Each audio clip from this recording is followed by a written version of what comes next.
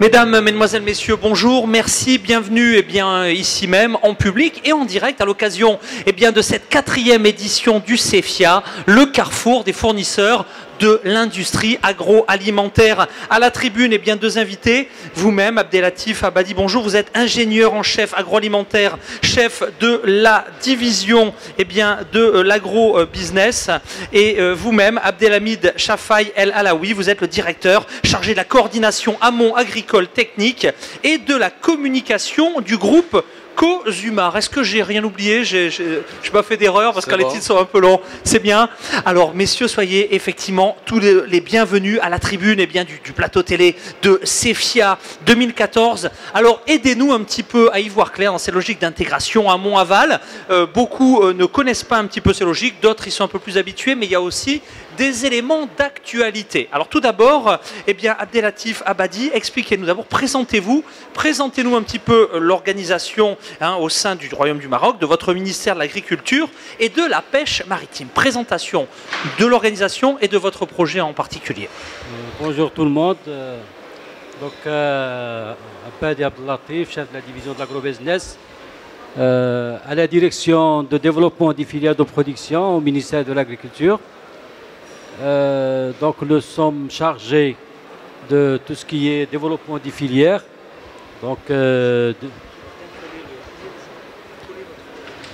Allez-y. L'intérêt, c'est, dans le cas du plan Maroc Vert, c'est d'aller vers un processus d'intégration plus important entre l'amont et l'aval. Je rappelle que le ministère de l'Agriculture, pendant à peu près 4 décennies, il a beaucoup mis l'accent sur l'aspect amont. Donc il y avait un processus de développement très important. Donc depuis l'avènement du plan Maroc Vert, on va surtout zoomer sur l'aspect intégration amont-aval. Ça veut dire plus de valorisation et meilleures conditions de commercialisation. Et oui, une meilleure écoute entre les acteurs du marché, la production et puis effectivement raccourcir, l'information au sein de la filière pour que le développement, ça profite à tous. C'est un peu ça l'idée du programme. Oui, l'intérêt c'est tirer, parce qu'il y a une grande masse d'agriculteurs qui sont petits, qui n'ont pas les possibilités de financement, qui ont besoin de la technologie, qui ont besoin d'un savoir-faire. Donc l'intérêt, c'est de tirer les petits agriculteurs vers le haut à travers un processus d'intégration dans le cadre d'un schéma d'agrégation. Et puis, assurer les meilleures conditions pour que les producteurs puissent bénéficier de la valeur ajoutée de leur production. Parce que dans le processus de commercialisation, il y a beaucoup d'intermédiaires. Et donc, plus d'intégration à travers le regroupement des producteurs dans le cadre de coopératives, JE, ou une intégration à des industriels, et donc moins d'intermédiaires, et puis les meilleures conditions de commercialisation à travers la modernisation de ce qui est marché de gros de fruits et légumes, les abattoirs. Donc le schéma et la mise en place des agropoles qui sont des plateformes qui sont dédiées à la transformation et à la valorisation des produits. D'accord, donc une filière qui s'est mise en place, un programme maintenant qui a, en termes d'années, on est première année, dans le calendrier de déploiement de ce programme, on en est où exactement? On est à la 6e année parce que le plan Maroc Vert il a été présenté à Sa Majesté en 2008. Donc, au niveau du Royaume, Sa Majesté est vraiment impliquée, c'est un programme important pour le Royaume. C'est un programme qui est porté par le gouvernement, il y a un appui très fort de Sa Majesté. Donc, au plus haut niveau. Au plus haut niveau. Et donc, au niveau des résultats, ça commence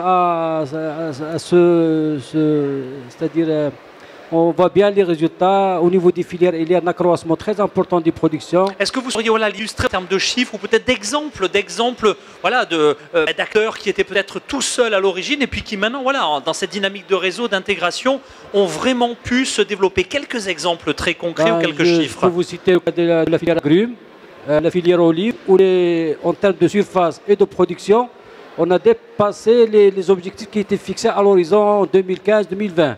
Ouais. La filière aviculture également, la filière viande rouge. Donc il y a un processus d'accroissement très important en amont. Et notre souci principal, c'est comment mieux valoriser. La valorisation sur des meilleures conditions pour le conditionnement et puis pour la transformation. Donc effectivement, on voit que ce programme est en cours. Je vais vous redonner la parole dans quelques minutes, hein. Oui. Mais je me retourne effectivement vers vous, Abdelhamid donc Chafaï El Alaoui. Vous êtes un des acteurs importants au niveau de la filière, en général la filière sucre. Alors présentation tout d'abord de votre groupe, et puis par rapport à notre sujet du jour, intégration amont-aval. Pourquoi êtes-vous à la tribune? Quel retour d'expérience, si je puis dire? Bonjour et merci de votre invitation. Donc, nous sommes en train de débattre un sujet d'extrême importance, le sujet d'intégration amont et aval. Et le cas du groupe Cosumar que je représente est vraiment, je dirais, un cas concret parce qu'il se trouve au cœur de l'intégration aussi bien par rapport à l'amont agricole, parce qu'on se trouve en aval de l'amont agricole, et on est également en amont de l'industrie agroalimentaire d'une façon générale. Donc le problème d'intégration se pose vraiment au vrai sens du mot. Alors pour revenir brièvement à la présentation du groupe Cosumar, c'est un groupe de 5 sociétés qui sont présentes dans 5 périmètres sucriers au Maroc et qui ont la responsabilité de produire le sucre à partir de la betterave, à partir de la canne à sucre, mais également à partir du sucre brut importé du Brésil pour les compléments des besoins du pays. Production, en sucre. Transformation aussi. Bien sûr, on fait de la transformation de la plante. Et surtout la filière, production, transformation, également distribution. Donc je vais un petit peu vous parler de l'organisation de la filière. Donc premièrement, c'est une filière qui est très attachée à l'amont agricole, puisque nous faisons la transformation de la plante, qui est la betterave ou la canne à sucre. Donc il y a l'industriel qui intervient pour la transformation et qui fait la commercialisation donc à travers 3 segments. Donc le segment des grossistes qu'on appelle le segment traditionnel qui eux-mêmes assurent une partie de la distribution sur le territoire national. Nous avons 13 points de vente répartis à travers le Maroc pour assurer la distribution. Nous avons un deuxième segment de clients, c'est le segment des grandes et moyennes surfaces, les hypermarchés, les différentes enseignes que nous approvisionnons également. Et nous avons un troisième segment qui est vraiment concerné par la problématique d'intégration, qui est le segment des industries agroalimentaires, parce que nous fournissons du sucre pour ces industriels selon un cahier de charge et selon leurs exigences par rapport aux produits, par rapport aux contraintes marché et de qualité qu'ils ont. La filière sucrière est une filière réglementée. Donc le groupe Cosumar, à travers ces 5 sociétés, est le seul industriel présent sur l'échiquier national, mais il intervient dans une filière réglementée, en ce sens que depuis l'amont jusqu'à l'aval, tout est administré par l'administration. Donc les prix de la matière première sont contrôlés, sont fixés par des accords qui sont gérés par l'administration. Et le prix du produit fini, le sucre, est également fixé par l'administration. Nous nous trouvons au milieu et nous avons donc la contrainte et l'obligation d'améliorer nos performances, d'agir sur nos coûts, d'améliorer la qualité, de s'inscrire... Oui, parce que prix fixé, ça ne veut pas dire ne pas rester dans la course. Donc vraiment, coller à des problématiques. Une fois que le prix est fixé, en amont et en aval, puisqu'on parle de l'amont-aval, vous n'avez qu'une seule solution, c'est d'agir sur les facteurs de production, d'optimiser au maximum. D'où l'importance de notre sujet du jour, intégration amont-aval. Alors, justement, on voit bien le groupe, là, ces 5 composantes. Alors, réalité, retour d'expérience sur cette problématique d'intégration et effectivement, quid de l'amont, quid de l'aval? Alors, on commence par l'amont parce que après ce regroupement des 5 sociétés sous la copole Cosumar fait suite donc à un programme de privatisation qui a été lancé par l'État et Cosumar avait remporté l'appel d'offres parce qu'elle avait offert donc la meilleure offre de prix et de développement par rapport à des sociétés internationales. C'est comme ça qu'elle a choisi. Donc, dès que cette décision a été prise, on s'est concentré de façon fondamentale sur l'intégration de l'amont. Et on a commencé par l'organisation interprofessionnelle. Quand vous avez commencé, pas d'état de l'art, si je puis dire, je coupe, mais c'est peut-être pour bien voir le chemin parcouru. Voilà, quand vous avez commencé, vous partiez d'une page blanche, il y avait déjà une prise de... On en était où très concrètement? Bon, on ne peut pas dire d'une page blanche parce que le secteur sucrier remonte quand même. Mais bien sûr, il avait absolument, il y avait tout un certain nombre disons, de projets qui ont été initiés par l'État lorsque le société était publique et par Cosumar, parce que Cosumar détenait la raffinerie, une sucrerie. Il y avait tout un programme qui était initié. Donc déjà, quand ils étaient... On ne partait pas de rien, quoi. Absolument, hein, non, absolument pas, parce que c'est une industrie très très lourde et on ne peut pas dire qu'on part de rien, mais le potentiel de développement était quand même important. Et c'est pour cela qu'on s'est attaqué un petit peu à l'amont. On a commencé par l'organisation de la profession. Nous avons créé la FUMA Sucre, qui est la Fédération interprofessionnelle marocaine du sucre. Déjà un outil absolument, corporatif qui rassemble les acteurs. Qui rassemble les acteurs de la filière. C'est une association, c'est quoi? C'est une association, mais qui, par anticipation, travaille selon le mécanisme des interprofessions. Parce qu'à l'époque, la loi sur les interprofessions n'était pas encore publiée au Maroc. Mais malgré ça, par anticipation, nous avons adopté cette organisation, même avec un statut d'association. Donc, très bien. Parce qu'on ne peut pas se développer si on n'a pas une interprofession forte qui s'intéresse à toutes les problématiques de la filière sucrière, de l'amont jusqu'à la base. Donc pour tous nos invités ici présents dans la salle, pour ceux qui suivent actuellement en direct nos émissions, qui les regarderont dans les mois à venir, c'est vraiment la porte d'entrée, cette association? C'est vraiment le point d'entrée incontournable? Absolument, absolument, parce qu'on ne peut pas se développer l'un sans l'autre. Nous sommes liés à l'agriculteur est lié à l'industrie, donc c'est impossible de travailler chacun dans son coin, c'est possible. Très bien. Une association, peut-être qu'à ce stade, vous voulez peut-être témoigner de l'importance de l'association, du fait aussi que la profession doit vraiment mutualiser ses moyens, doit aussi, je dirais, travailler de manière collaborative. Votre témoignage à ce stade? Je crois, depuis plusieurs années, notre préoccupation était d'aller vers une meilleure organisation des producteurs et une meilleure intégration entre l'amont et l'aval à travers des interprofessions. Et je crois que la filière sucrière, c'est un modèle intéressant. L'exemple à suivre. C'est un exemple à suivre, mais il y a également d'autres interprofessions qui ont été créées. Et le ministère, il a initié un texte de loi qui organise tout ça. Avec ce texte d'application. Vous travaillez sur combien de filières actuellement? Une vingtaine de filières, les principales, une vingtaine où il y a déjà des contrats programmes qui sont signés entre le gouvernement et les professionnels. Donc je citerai pratiquement même les produits terroirs, les produits bio, vraiment le safran, les dattes, vraiment c'est trop large là. Et l'intérêt c'est une meilleure application des professionnels. Il ne faut pas qu'ils restent assistés, il faut que les producteurs prennent des initiatives, participent dans les actions de recherche et développement, soient vraiment des partenaires à part entière. Et puis, pour l'aspect valorisation, commercialisation, qui sont des composants très importantes, parce que c'est les maillons qui ont vraiment, pour les années à venir, qui sont le cheval de bataille du ministère, il faut qu'ils soient impliqués, associés, à travers soit des projets d'investissement, soit vraiment, c'est ça l'intérêt. Très bien, je crois que c'est très clair. Alors du coup, on a fait une parenthèse pour élargir sur l'ensemble des secteurs, mais retour à votre propre filière, le sucre. Donc une porte d'entrée, une association, suite des outils finalement de structuration de l'amont, et puis rapidement, parce que vous allez voir que leur tourne, mais l'aval aussi. Alors continuons sur l'amont, la boîte à outils finalement de l'intégration, c'est quoi? Alors, mais avant de parler de l'aval, je pense qu'il est important de signaler, parce que l'interprofession, ce n'est que la base. Par la suite, comme vient de le dire Sia Badi, il y a un contrat programme qui a été signé et qui s'est fixé un certain nombre d'objectifs très importants. Alors, parmi ces objectifs, c'était d'atteindre un taux de couverture des besoins nationaux en sucre à hauteur de 50%.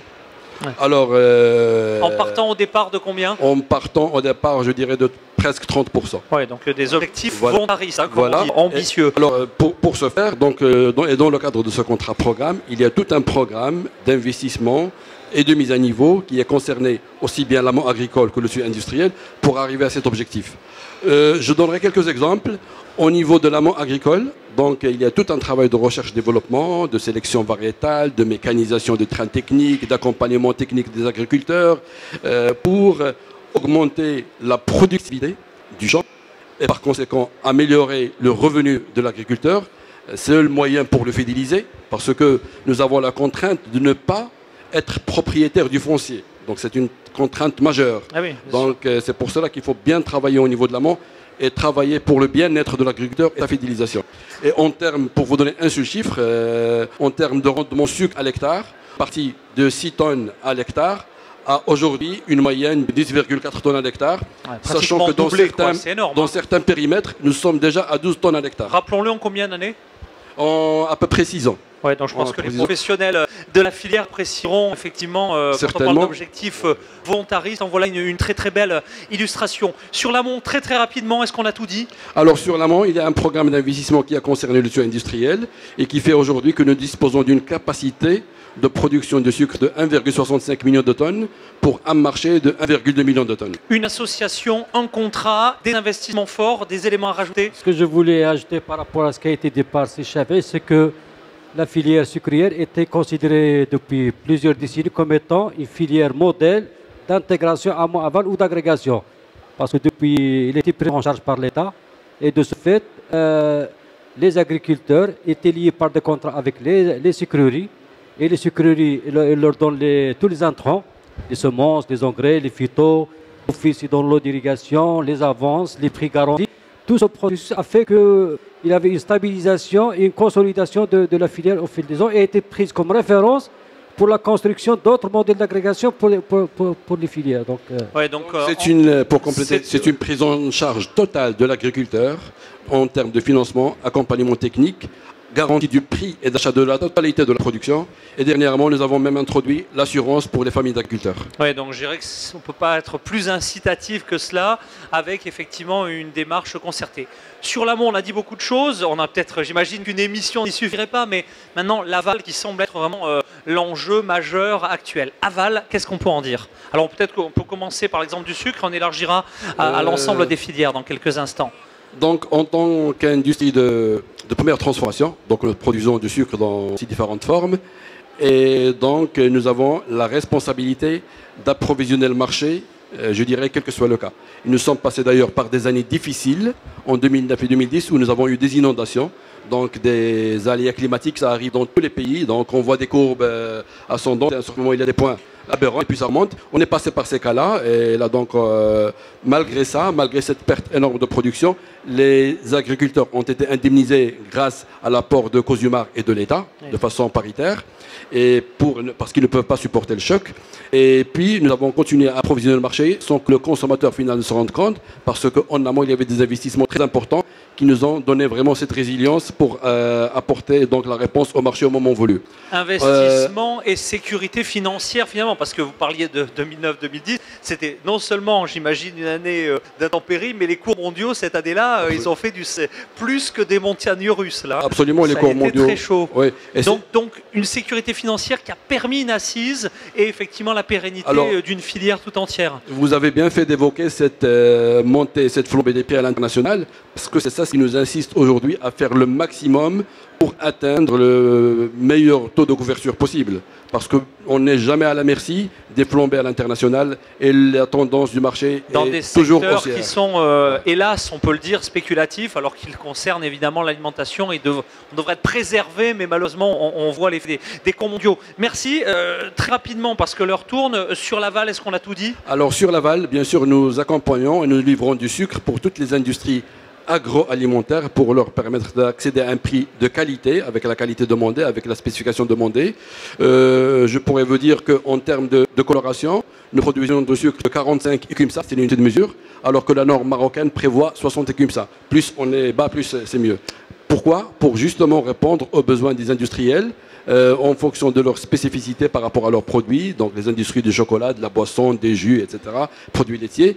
Donc, et là, nous travaillons par cahier de charge pour accompagner le développement des industries agroalimentaires et pour leur permettre également d'être compétitifs, même par rapport au marché à l'export.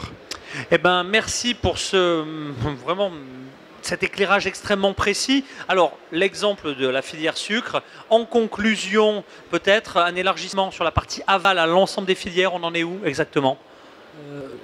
Comme j'ai dit au début, le plan Maroc Vert a placé l'aval une priorité. Et donc, de ce fait, il y a un dispositif, un certain nombre de leviers qui sont prévus.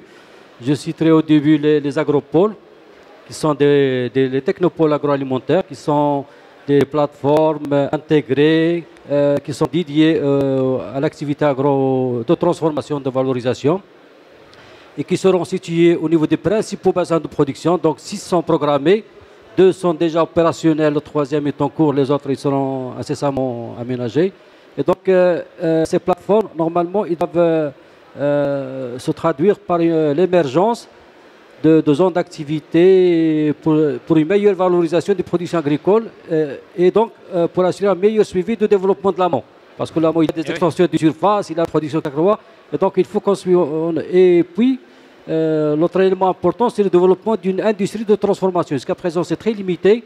Nous avons quelques petits secteurs qui sont développés, les conserves, mais l'objectif, c'est d'aller vers une multitude d'activités, une production importante industrielle pour se positionner par rapport au marché local et à l'export. D'où l'important, j'imagine, d'une rencontre comme aujourd'hui au CEFIA où les acteurs de la transformation sont tous ici. Très bien. Bah, écoutez, on approche vraiment de la fin. J'ai envie de dire oui, un mot. Je complète. Sur le plan sécurité sanitaire, donc il y a un dispositif de l'ONSA, c'est un Office national de sécurité sanitaire des aliments qui a été mis en place et donc qui va normalement, avec tout le dispositif qu'il a, il doit se traduire par une amélioration de la qualité des produits au niveau des unités, la traçabilité, tout ça va permettre une meilleure offre des produits alimentaires. Et puis, les questions de marché, il y a la réforme des marchés de gros des fruits et légumes, des abattoirs, tout ça va permettre d'offrir un meilleur cadre aux opérateurs pour travailler dans les meilleures conditions. Avec des circuits encore plus courts, donc encore plus réactifs. Avec des circuits plus courts et moins d'intermédiaires. Et de la valeur ajoutée supplémentaire. Oui. Le dynamisme du royaume, eh bien, chaque année, sur différents univers, on le mesure. Et on voit qu'effectivement, eh bien, sur cette logique à la fois amont-aval, transformation, il se passe énormément de choses. Avant de se quitter, je vais vous laisser, ce sera ma dernière question. 30 secondes, j'ai l'œil sur la montre. Maintenant, pour nous projeter dans le futur, puisque là, on a vu le passé, le présent. Allez, on ferme les yeux, on est dans 5 ans, dans 10 ans. On a vraiment pu développer à fond aussi bien la filière sucre que sur l'ensemble des filières. C'est logique. Allez, on imagine le Maroc dans 5, dans 10 ans, on en sera où? Votre conclusion en 30 secondes chrono. C'est parti. C'est une question difficile, mais il en faut bien une question piège. Allez, on commence avec vous. C'est parti. Très bien, donc moi je dirais que la consolidation des résultats positifs et disons que nous avons pu avoir ces 6 dernières années nécessite obligatoirement donc de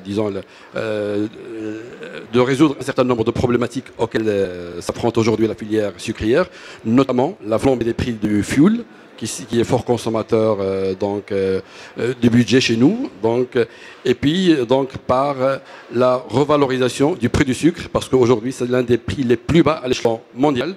Donc pour poursuivre l'élan d'investissement, il faut absolument revaloriser le prix du sucre pour garder cet élan d'investissement, sachant que dans la feuille de route que nous avons à l'horizon 2020, nous devons investir 5 milliards de dirhams et arriver à un taux de couverture de 50 à 60%. Eh bien, merci pour cet objectif qu'on sera ravis peut-être dans une 5e ou 6e édition du CEFIA de suivre en votre compagnie. Donc Abdelhamid Chafai El Alaoui, vous êtes le directeur chargé de la coordination amont agricole, technique et de la communication du groupe Cosumar. Merci très sincèrement d'avoir participé. Votre conclusion? Moi, je crois dans 5 années, ça va être l'horizon 2020. Nous avons fixé des objectifs pour toutes les filières. Je crois qu'on serait à ce rendez-vous avec des productions qui permettent à notre pays de disposer de la matière, c'est-à-dire la question de sécurité alimentaire qui se pose avec moins d'acuité, avec des produits de qualité, des marchés mieux organisés, une valeur ajoutée qui est mieux récupérée, donc plus de revenus pour les agriculteurs et pour les industriels locaux. Je crois que l'intérêt, c'est créer plus de richesses pour le pays. Eh bien, cette dynamique, on la sent d'ores et déjà aujourd'hui. On sera ravis de la suivre à l'antenne de CEFIA TV. Merci très sincèrement, Abdellatif Abadi. Je rappelle, vous êtes ingénieur en chef, donc agroéconomiste, chef de la division de l'agrobusiness au sein du ministère de l'Agriculture et de la Pêche marine. Merci à tous les deux. Je crois qu'on peut vous applaudir et vous remercier. Restez avec nous à l'antenne de CEFIA TV. À bientôt.